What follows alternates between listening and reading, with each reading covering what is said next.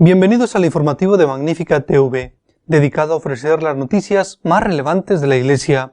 Hoy es miércoles 23 de octubre del 2024 y estos son nuestros titulares. La mayoría de los participantes en el sínodo han rechazado la posibilidad de que las conferencias episcopales tengan competencias doctrinales. Las nuevas estadísticas de la Iglesia indican que ha vuelto a aumentar el número de católicos, pero que sigue bajando el de sacerdotes, religiosos y seminaristas. El Papa ha canonizado 14 nuevos santos, 11 de los cuales son mártires asesinados por los musulmanes en Siria en el siglo XIX. Una vez más, un numeroso grupo de cristianos ha sido masacrado por musulmanes en África. Esta vez ha sido en Burkina Faso. La vicepresidenta y aspirante a la presidencia de Estados Unidos ha despreciado a los católicos al no acudir a la cena de caridad que cada año organiza la Iglesia. La inmensa mayoría de los participantes en el sínodo ha rechazado que las conferencias episcopales tengan poder para modificar la doctrina de la Iglesia. El sínodo sobre la sinodalidad ha vivido esta semana una mayoritaria y radical oposición a una propuesta para descentralizar la autoridad doctrinal en la Iglesia católica. Los delegados han manifestado temor de que esto fragmentaría la unidad de la Iglesia y relativizaría las enseñanzas católicas. Una propuesta para descentralizar la autoridad doctrinal en la Iglesia generó una fuerte oposición según la revista Register. La resistencia surgió cuando los delegados consideraron una propuesta que sugería reconocer a las conferencias episcopales como sujetos eclesiales dotados de autoridad doctrinal, asumiendo la diversidad sociocultural dentro del marco de una Iglesia multifacética. Según fuentes del sínodo, varios delegados de diferentes grupos lingüísticos y orígenes geográficos expresaron preocupaciones de que esta medida fragmentaría la unidad de la Iglesia y relativizaría las enseñanzas católicas. Un miembro del sínodo describió el grado de oposición como tremendo. La mayoría está claramente en contra, abrumadoramente, dijo el delegado, que habló bajo condición de anonimato, dada la estricta confidencialidad del sínodo. La descentralización de la autoridad doctrinal o la decisión de ciertos asuntos doctrinales a nivel local en lugar de universal ha sido vista como un paso clave para aquellos que buscan hacer cambios radicales en las enseñanzas católicas. Por ejemplo, la necesidad de una autoridad descentralizada es defendida regularmente por los partidarios del camino sinodal alemán, que ha impulsado cambios en la enseñanza de la Iglesia sobre la sexualidad y las órdenes sagradas reservadas solo a los hombres. Algunos delegados hablaron sobre la necesidad de evitar caer en el relativismo al presentar la fe a diferentes culturas, evitar cualquier cosa que pudiera dañar la unidad de la fe, que el papado y el episcopado son constituidos divinamente, mientras que las conferencias episcopales no lo son, y que la unidad y la catolicidad de la Iglesia están amenazadas si el matrimonio entre personas del mismo sexo es aceptable en un lugar y no en otro. La oposición fue tan significativa que parece haber llevado a los organizadores del sínodo a tomar la medida sin precedentes de permitir que un experto teológico, el padre Gilles Routier, diera una presentación improvisada tras el descanso matutino ante toda la asamblea, para intentar aclarar la propuesta y aliviar las preocupaciones. Un miembro del sínodo expresó su preocupación de que el padre Routier pareciera sugerir que la autoridad doctrinal de una conferencia episcopal estaría basada en la jerarquía de verdades, lo que podría implicar que aunque algunos dogmas centrales serían mantenidos por la autoridad universal de la enseñanza de la Iglesia en Roma, las conferencias locales podrían enseñar de manera en otras áreas.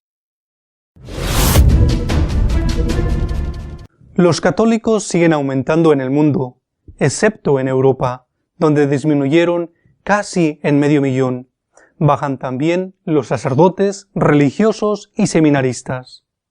Los católicos aumentaron en el mundo un 36% entre 1998 y 2022, alcanzando 1.380 millones, mientras disminuyen los bautismos y el número de religiosas. Europa pierde fieles, pero África y América crecen. La Iglesia sigue siendo clave en educación y asistencia sanitaria mundial. Los datos y tablas han sido extrapolados del último anuario estadístico de la Iglesia, publicado este año y actualizado hasta el 31 de diciembre de 2022, fecha en la que los católicos sumaban 1.389.573 millones, un aumento total de 13,7 millones respecto al año anterior, lo cual significa alrededor del 1%. El informe afirma que el porcentaje de católicos en la población mundial se mantuvo estable, por encima del 17%, situándose actualmente en el 17,7%, contra el 17,4% en 1998. A medida que aumentó la población católica, la administración del sacramento del bautismo disminuyó en todo el mundo. Se pasó de 17.932.891 bautismos administrados en 1998 a 13.327.037 en 2022, añade la nota. En cuanto al número de sacerdotes, los datos disponibles de los últimos 25 años registran un ligero aumento de 404.628 a 407.730. El mayor descenso registrado se da en el número total de religiosas, que pasó de 814.779 a 559.228, un 31,3% menos. Europa es el único continente que registra una disminución del número de católicos en el último año, 474.000 menos, en contraste con el crecimiento en África, más 7,2 millones, y en América, más 5,9 millones, seguidos por Asia, más 889.000, y Oceanía, más 123.000. La Iglesia sostiene 74.322 guarderías en todo el mundo, a las que asisten 7,6 millones de niños. 102.189 escuelas primarias para 35,7 millones de alumnos y 50.851 escuelas secundarias para 20,5 millones de adolescentes, además de instituciones universitarias con más de 3 millones de estudiantes. Hay también un total de 102.409 instituciones sanitarias, caritativas y de asistencia social gestionadas por la Iglesia en el mundo. El Papa canonizó el domingo a un numeroso grupo de santos, entre los cuales hay mártires del Islam y varios fundadores de congregaciones religiosas. Entre las 14 personas que se convirtieron en los nuevos santos de la Iglesia Católica, se encuentra un sacerdote cuya intercesión llevó a la curación milagrosa de un hombre atacado por un jaguar, una mujer que convenció a un papa para que convocara una novena mundial al Espíritu Santo y 11 hombres asesinados en Siria por negarse a renunciar a su fe y convertirse al Islam. Entre ellos hay 2 hombres casados, un padre de 8 hijos y otro de 5, y 3 fundadores de órdenes religiosas, cuyas generaciones de hijos espirituales han continuado su legado por todo el mundo.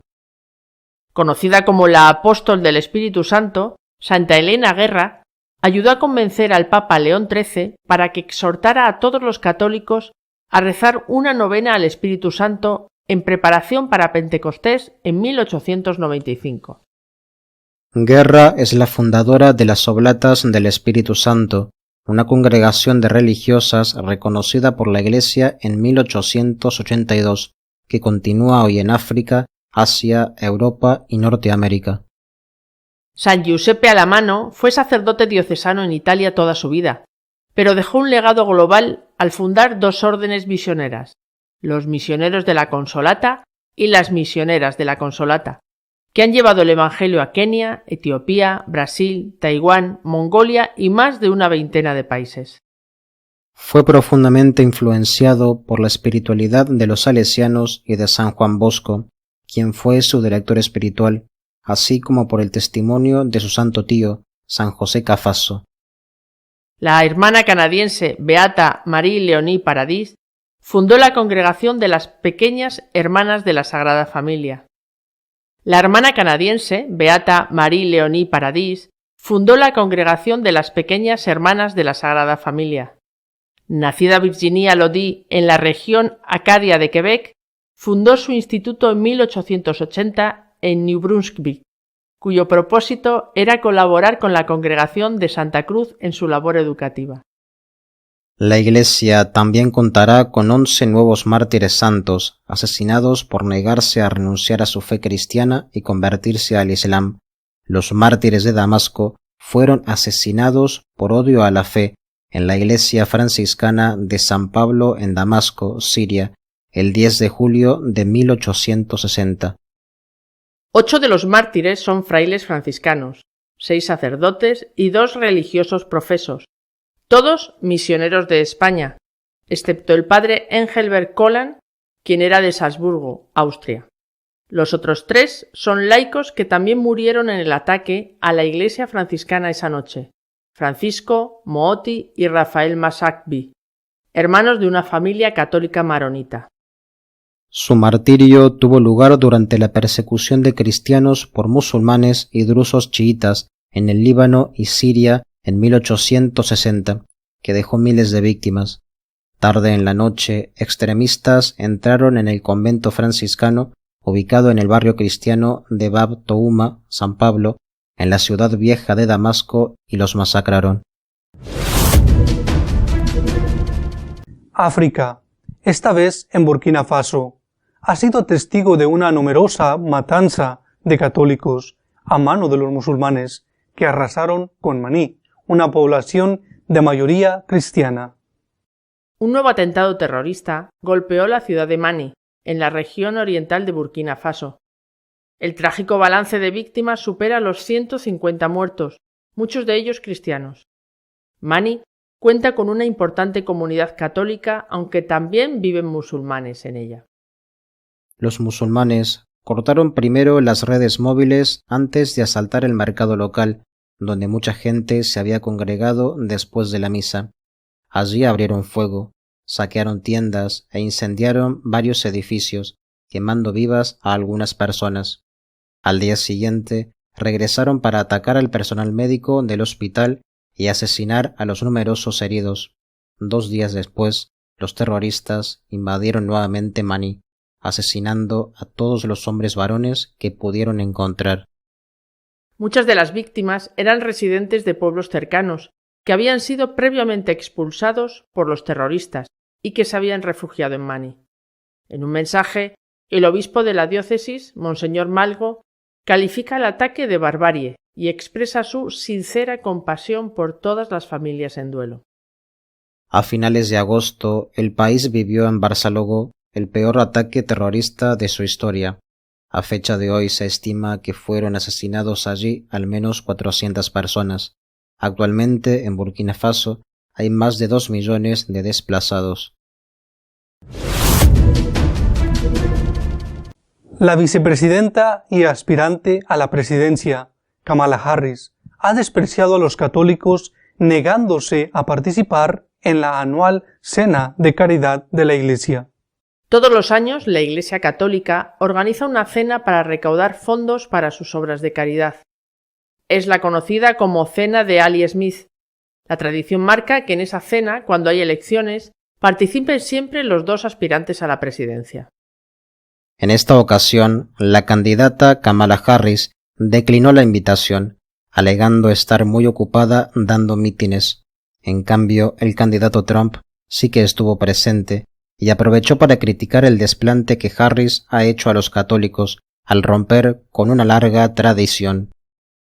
Por su parte, el cardenal de Nueva York, Dolan, había declarado días antes que estaban intentando hasta el último momento que Harris reconsiderara su negativa, pues este evento sirve no solo para recaudar fondos para los pobres, sino para mostrar la unidad entre los norteamericanos por encima de sus ideas políticas.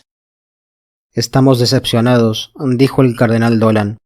Estábamos deseando dar a la vicepresidenta una bienvenida entusiasta. Ella habla mucho de los altos ideales y de lo bueno que es alejarse de la división y unirse y todo eso. Y de eso se trata la cena de Al Smith. No estamos acostumbrados a esto. Esto no ha pasado en 40 años desde que Walter Mondale rechazó la invitación. Y recuerden que perdió 49 de 50 estados.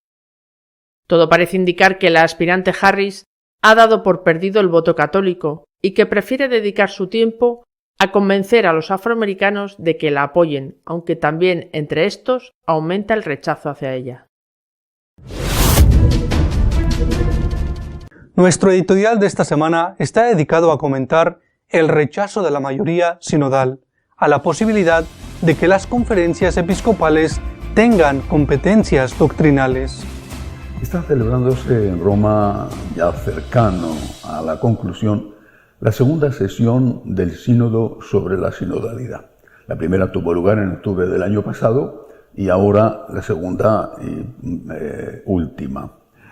El Sínodo sobre la sinodalidad se caracterizó el año pasado porque no salió lo que algunos de los organizadores tenían previsto. A pesar de ser amplia mayoría el número de los invitados especiales dentro de lo que podríamos llamar la Iglesia liberal, a pesar de eso, el conjunto, la mayoría de los padres y madres sinodales, porque también había entonces como ahora mujeres y por supuesto laicos, es decir, no solo obispos, la inmensa mayoría rechazó las propuestas que pretendían hacer de la Iglesia una Iglesia parecida a eso que se llama el espíritu del concilio, que no tiene nada que ver con el Espíritu Santo. Pues bien, eso forzó a los organizadores a dejar fuera del debate de este sínodo, a dejar fuera todos esos temas conflictivos, como por ejemplo la ordenación de las diaconisas o la aprobación del matrimonio homosexual. Pero uno de los temas estrella, quizá el más importante, de los que sí están incluidos en los debates de esta edición, segunda edición del Sínodo de la Sinodalidad, uno de los puntos más importantes era la posibilidad de que las conferencias episcopales tuvieran autoridad doctrinal. Es decir, que en cada país las conferencias episcopales pudieran decir esto es bueno, está permitido, esto es malo, no está permitido. Que en cada país pudieran incluso decidir no solo sobre asuntos de moral, sino sobre temas de liturgia o sobre temas de doctrina. Es un elemento decisivo, está en el Instrumentum Laboris y se ha trabajado, se ha planteado en esta semana dentro de los trabajos del sínodo. Hay que decir que ha sido rechazado por una abrumadora mayoría. Repito, a pesar de que no solo están obispos, representantes de las conferencias episcopales, sino de que una parte importante de los invitados pertenecen al sector liberal, la inmensa mayoría de los sinodales ha rechazado que las conferencias episcopales tengan esa autoridad doctrinal, hasta el punto de que los organizadores tuvieron que llamar a un teólogo, cosa inaudita, para que explicara el alcance, lo que se pretendía con esta reforma. El teólogo habló, dijo que era para asuntos menores, esa autoridad doctrinal, y no para asuntos importantes, y veremos lo que al final se aprobará cuando se sometan a votación las propuestas. Pero esta rebelión de la inmensa mayoría es muy significativa. ¿Cómo se planteaba esta propuesta? ¿Qué es lo que aparece en el Instrumentum Laboris? Siempre es lo mismo, un lenguaje rebuscado que después se puede prestar a cualquier tipo de interpretación.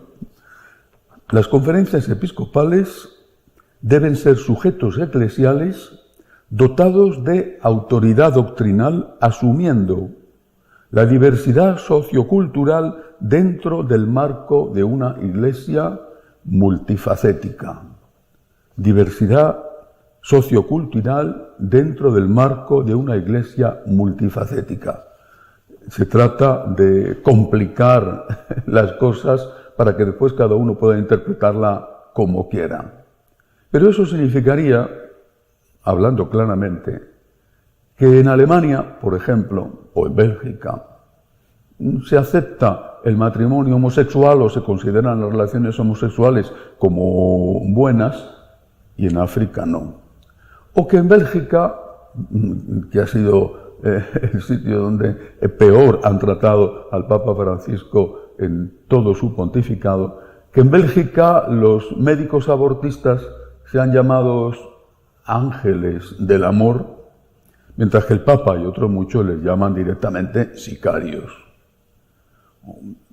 O que en Manaus, en Brasil, que tienen un cardenal muy liberal, haya diaconisas y en otros sitios no existan.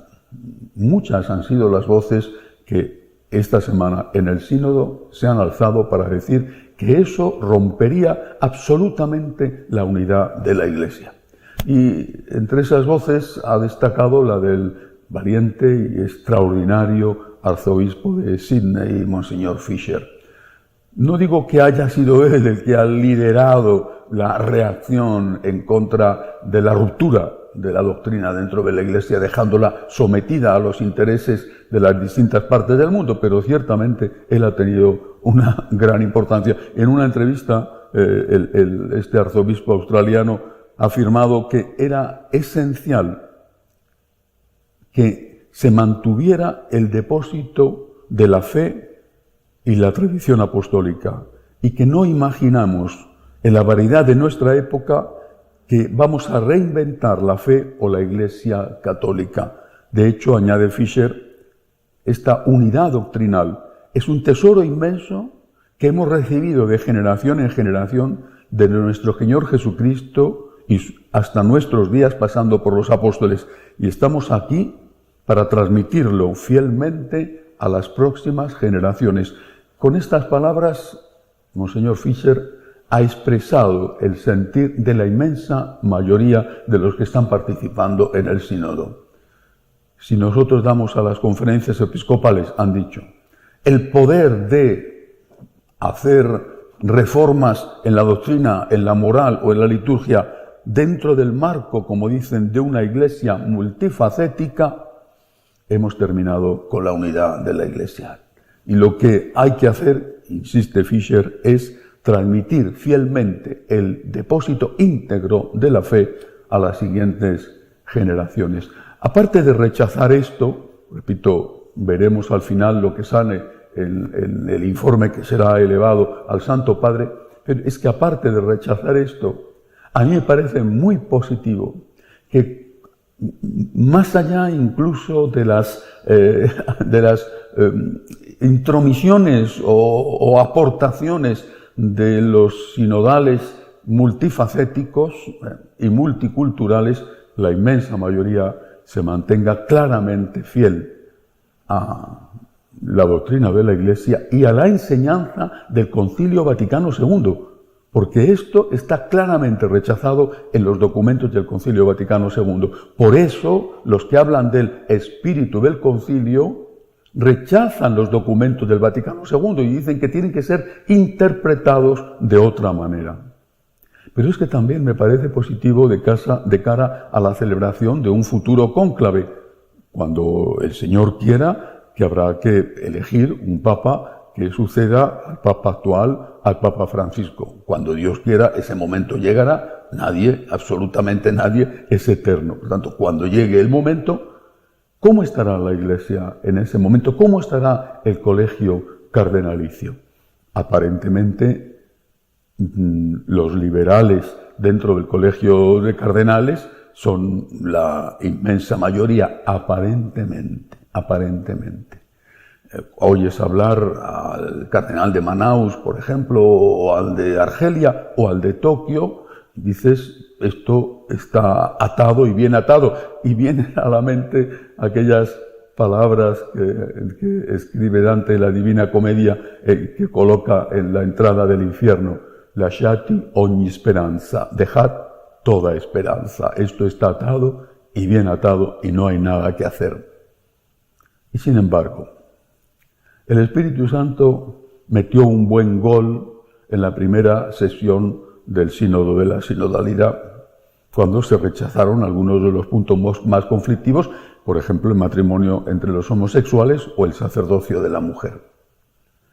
Ha metido un segundo gol ahora, cuando han rechazado, habrá que ver, repito, con qué atenuantes se aprueba, si se aprueba, cuando han rechazado que las conferencias episcopales puedan tener capacidad doctrinal. Incluso habría que decir que ha metido un tercer gol el Espíritu Santo cuando después de la publicación de Fiducia Supplicans hubo un notable, amplio, no sé si mayoritario rechazo que obligó a modificar, al menos parcialmente, ese documento. El Espíritu Santo está activo de verdad, sigue guiando a la Iglesia y los manejos humanos no podrán nunca impedir que el Espíritu Santo actúe, aunque en la historia hay muchos ejemplos de ello. El hombre pueda obrar mal y después Dios tenga que escribir derecho con renglones torcidos.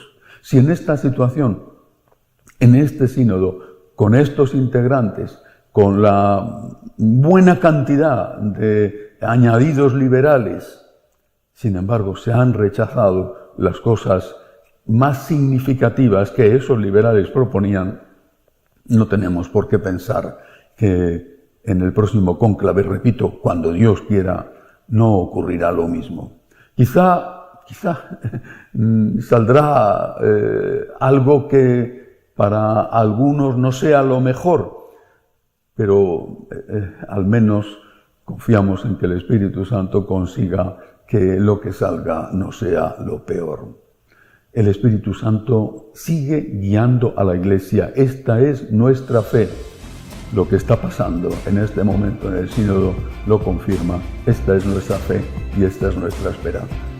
Hasta la semana que viene, si Dios quiere. Si quieres estar al tanto de lo que va sucediendo en la Iglesia, puedes hacerlo a través de nuestra página web www.magnifica.tv. Hasta la semana que viene, si Dios quiere.